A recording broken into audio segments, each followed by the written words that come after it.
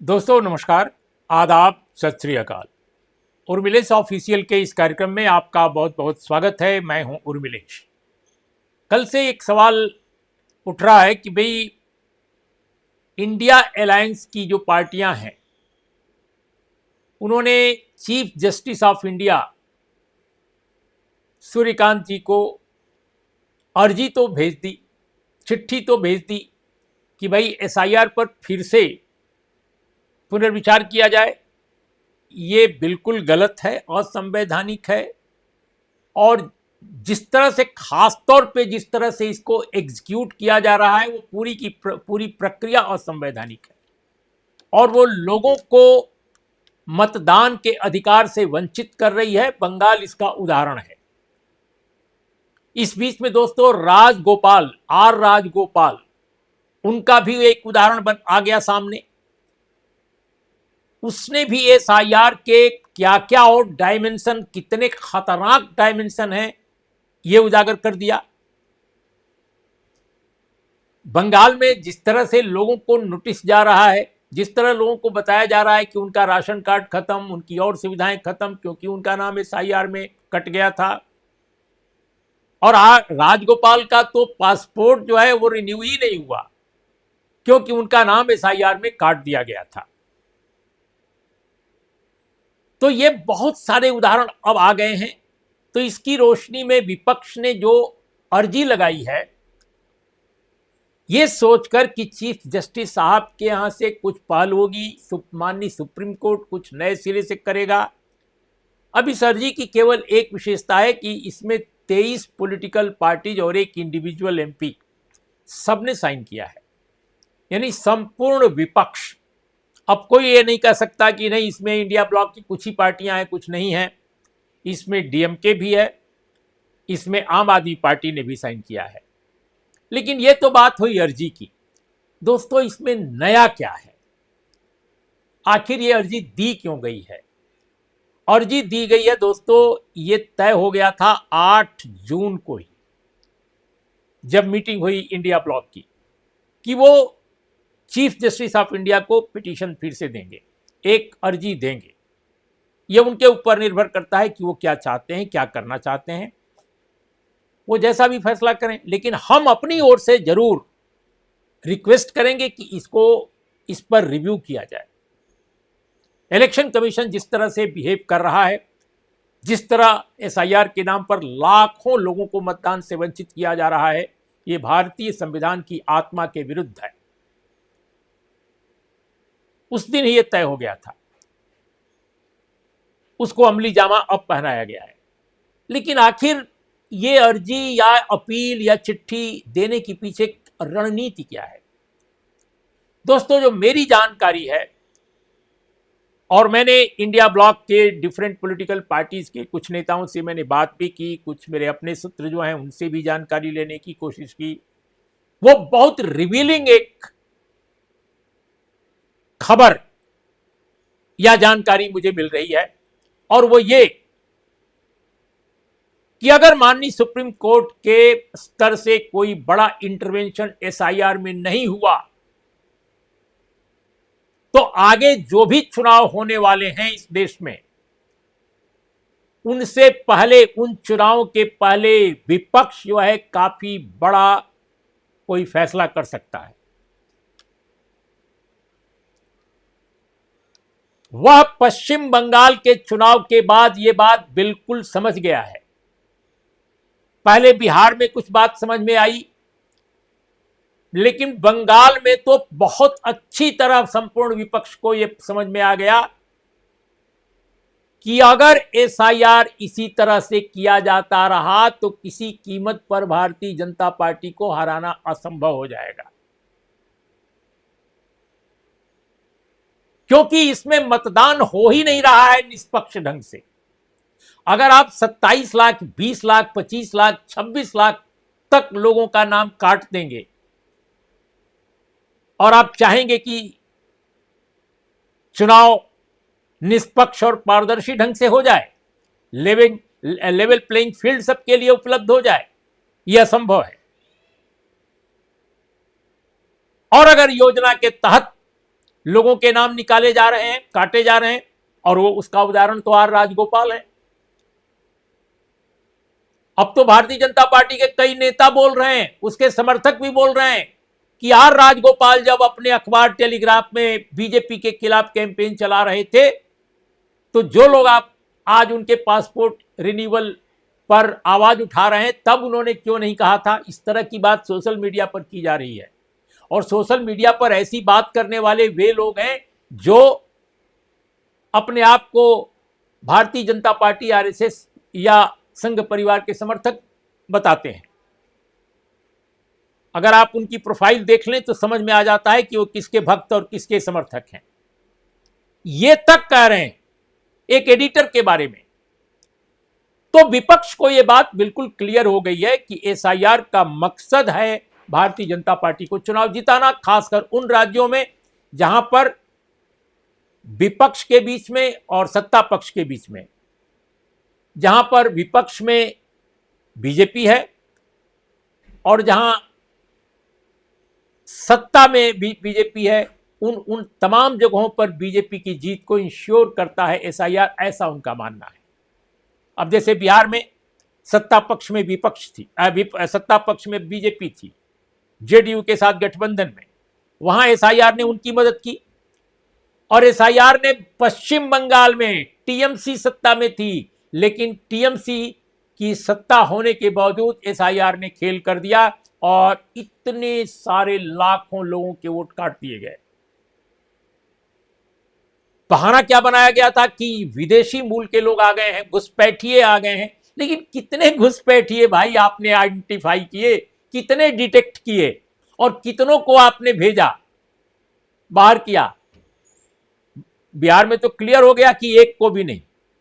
और बंगाल में आप बताइए, लिस्ट दिखाइए ना कि कितने अभी तक बंगाल पर निर्वाचन आयोग की तरफ से या किसी भी सरकारी दफ्तर की तरफ से यह लिस्ट नहीं आई है कि कितने विदेशी घुसपैठियों को आइडेंटिफाई करके बाहर डिपोर्ट किया गया। कुछ भी नहीं आया है। तो इससे विपक्ष को यह साबित दिमाग में बात आ गई है कि एसआईआर जिस तरह करा विपक्ष ये चुनाव आयोग करा रहा है, वो सिर्फ और सिर्फ बीजेपी को जिताने के काम आ रहा है। तो जो मैं आपको बता रहा था कि मेरी जो जानकारी है सूत्रों के, अपने मेरे सूत्रों के जरिए, कि विपक्ष भारत में एसआईआर को अब लाइटली नहीं लेगा। केवल बयान पर इसका विरोध नहीं करेगा, केवल कागज पर इसका विरोध नहीं करेगा, वो एक्शन में उतरेगा। और शुरुआती दौर में सत्याग्रह वो चला सकता है। एक जमाने में आजादी की लड़ाई में सत्याग्रह आंदोलन चलता था महात्मा गांधी के नेतृत्व में।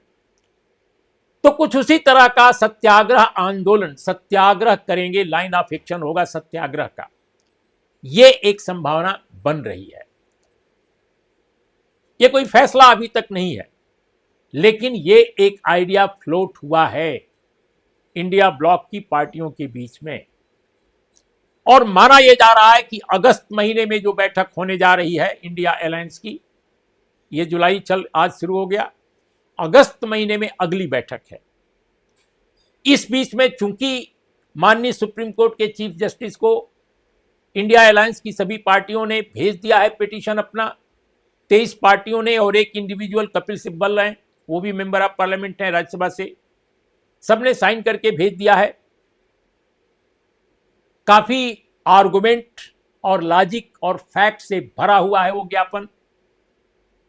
तो अगर माननीय सुप्रीम कोर्ट ने वाकई उसको कॉग्निजेंस में लेकर कोई कार्रवाई शुरू कर दी, तब तो निश्चित रूप से विपक्ष को वेट करना होगा।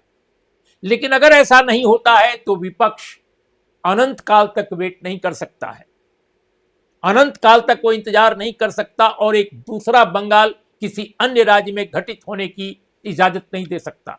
ये दिमाग बन रहा है विपक्ष के नेताओं का, और इस पर सभी लोग सहमत हैं, चाहे आम आदमी पार्टी हो या कांग्रेस हो।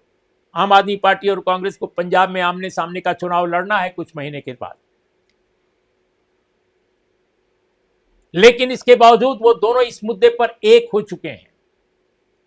डीएमके और कांग्रेस में टकराव हो गया था अभी हाल तक टीवीके के सपोर्ट को लेकर, कांग्रेस टीवीके के साथ चली गई बीजेपी की पार्टी के से और डीएमके का साथ छोड़ दिया, लेकिन इसके बाद भी डीएमके इस मुद्दे पर साथ आ गई। तो माना यह जा रहा है कि विपक्ष के सारे दल मिलकर इस मुद्दे पर फैसला करेंगे और कहीं किसी राज्य में बंगाल को घटित नहीं होने देंगे। बंगाल में एसआईआर के जरिए केवल चुनाव ही नहीं प्रभावित किया गया, बल्कि उसके बाद क्या हो रहा है बंगाल में आप देख सकते हैं। विपक्ष की जो पार्टी टीएमसी है उसको तोड़ फोड़ कर दिया गया है। अब पार्टी और पार्टी के फंड पर भी कब्जे की कोशिश की जा रही है। तो यानी डेमोक्रेसी को बिल्कुल तार तार कर दिया गया है। इसके बाद भी अगर माननीय सुप्रीम कोर्ट की तरफ से कोई इंटरवेंशन नहीं होता तो विपक्ष की ये सारी पॉलिटिकल पार्टी जो है सत्याग्रह पर जाने की संभावना पर विचार कर सकती हैं। पहले चरण में सत्याग्रह की ही बात होगी और अगर ऐसा फैसला होता है, मैं नहीं जानता कि होगा कि नहीं होगा, ये तो आइडिया एक फ्लोट हुआ है उन लोगों के बीच पे, कुछ नेताओं के बीच पे ये बात आगे बढ़ी है। अगस्त महीने में होने वाली जो इंडिया ब्लॉक की मीटिंग है उसमें इस पर विचार होगा और लाइन ऑफ एक्शन तय होगा या कार्रवाई तय होगी। वो सत्याग्रह भी हो सकता है, धरना प्रदर्शन भी हो सकता है, जो भी हो, लेकिन आइडिया जो है सत्याग्रह का पहले कुछ पॉलिटिकल लीडर्स के बीच में उभर कर आया है। दूसरी बात दोस्तों कि कई सरकारें जो विपक्ष की हैं वो काफ़ी सतर्क हैं पहले से ही इसको लेकर, एसआईआर को लेकर, खासकर कर्नाटक और तेलंगाना की सरकार। आप जानते हैं कि 30 जून से कर्नाटक, दिल्ली, महाराष्ट्र, झारखंड और मेघालय में ये कार्रवाई शुरू हो गई है। एसआईआर वहां शुरू हो गया है, अन्य राज्यों में भी होना है। तो कर्नाटक सरकार ने साफ शब्दों में ऐलान किया है, एक एक अपने कार्यकर्ता को, कांग्रेस पार्टी के जो लोग हैं, सरकार कांग्रेस की है, वो अपने एक एक कार्यकर्ता को गांव-गांव में भेज रहे हैं, ये बताने के लिए लोगों को कि अगर ये फॉर्म नहीं भरा जाएगा जहां फॉर्म भरने की जरूरत है, और अगर आप एसआईआर में इनरोल नहीं कराएंगे अपने को, तो आपके सामने बड़ी मुश्किलें आ सकती हैं। और इस बीच में डीके शिव कुमार की सरकार ने एक फैसला किया है कि पूरे राज्य में जिनको जरूरत है, परमानेंट जो एक रेजिडेंशियल सर्टिफिकेट हर नागरिक को, हर घर, जिन लोगों के पास घर है, वो झोपड़ी हो चाहे महल हो, हर व्यक्ति को उसके रेजिडेंशियल जो सर्टिफिकेट है वो वितरित की जाएगी। वो बाकायदे ऑनलाइन भी ली जा सकती है और संबद्ध अधिकारी के यहाँ जाकर भी सबूतों के साथ पेश होने पर वो उपलब्ध कराई जा सकती है।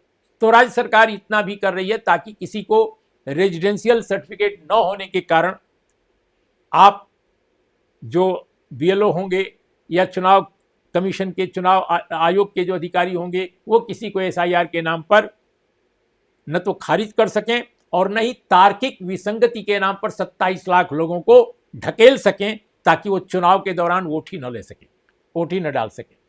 तो ये कार्रवाई कर्नाटक में शुरू हो गई है। समझा जाता है कि जो अन्य स्टेट्स हैं, अब विपक्ष का तो एक ही स्टेट इसमें बचा, कर्नाटक, दिल्ली, महाराष्ट्र, झारखंड और मेघालय को अगर देखा जाए तो इसमें एक ही और स्टेट बचता है कर्नाटक के अलावा, झारखंड। जाहिर है वहाँ भी कांग्रेस चाहेगी कि झारखंड मुक्ति मोर्चा जो उसका एलआई है उसको भी ये बात बताए कि कैसे आपको वहाँ पर कार्रवाई ऐसी करनी चाहिए जिससे आपके किसी भी नागरिक का वोट का अधिकार छीना न जा सके, क्योंकि एसआईआर लोगों के वोट के अधिकार को छीनने का एक मुहिम, एक अभियान सा बन गया है, ऐसा लग रहा है। और इसके लिए इलेक्शन कमीशन को भारतीय जनता पार्टी जो सत्ताधारी पार्टी है उसके अलावा कोई उसको समर्थन नहीं कर रहा है। सच यही है कि जो भारतीय जनता पार्टी और उसके एलआई हैं, सरकार में है, उनके अलावा एक भी पॉलिटिकल पार्टी इस देश की नहीं है विपक्ष की जो उसको कह रही हो कि एसआईआर बड़ी अच्छी चीज है। तो ऐसे में दोस्तों अब ये देखना है कि क्या वाकई डीएमके, आम आदमी पार्टी जैसी पार्टियां जो अब तक इंडिया ब्लॉक से थोड़ी रूठी हुई थी, इन सबके आने के साथ क्या अगस्त की जो मीटिंग होगी इंडिया ब्लॉक की उसमें भी ये दोनों पार्टियां आएंगी? और क्या वाकई अगर माननीय सुप्रीम कोर्ट से कोई बड़ी पहल ना होती है तो क्या ये सभी पार्टियां एक साथ कंधा में कंधा मिलाकर एसआईआर के खिलाफ सड़क पर उतरेंगी? ये एक बड़ा यक्ष प्रश्न है और इसी से तय होगा कि एसआईआर नाम की जो ये मुहिम है इलेक्शन कमीशन की, उसका अपने देश में क्या होगा। क्या वो जैसे चाहेगा वैसे एसआईआर कराएगा या वह लोगों के मताधिकार की रक्षा करते हुए एसआईआर को आगे बढ़ाएगा? क्योंकि अगर एसआईआर में लाखों लोगों के नाम कट रहे हैं तो फिर तो माना जाना चाहिए कि इसका एक उद्देश्य, एक मकसद लोगों के मताधिकार को काटना है। और ये वैध मतदाता हैं, ये अवैध नहीं है। किसी के पास कागज न होने का मतलब अवैध मतदाता नहीं होता है। अगर किसी से आप 2002 की सर्टिफिकेट मांगेंगे कि आप अपने माता पिता की सर्टिफिकेट लाइए, वो कहां से लाएगा? और गांव में और कस्बे में तो वाकई असंभव सा है। तो इस तरह की चीजों को पेश किया जा रहा है और यह निश्चित रूप से डेमोक्रेसी के लिए एक बड़ा खतरा है। विपक्ष इस मुद्दे पर जो आर्गुमेंट दे रहा है उसमें दम है। तो देखना है दोस्तों कि सुप्रीम कोर्ट क्या करता है इस मुद्दे पर। क्या वो पहल कोई नई लेता है या नहीं लेता है, और क्या विपक्ष की सारी पार्टियां अगस्त महीने में जब बैठती हैं तो वो सिर्फ बयान जारी करती हैं या कोई एक्शन प्लान भी करती हैं। तो आज इतना ही। नमस्कार, आदाब, सत श्री अकाल।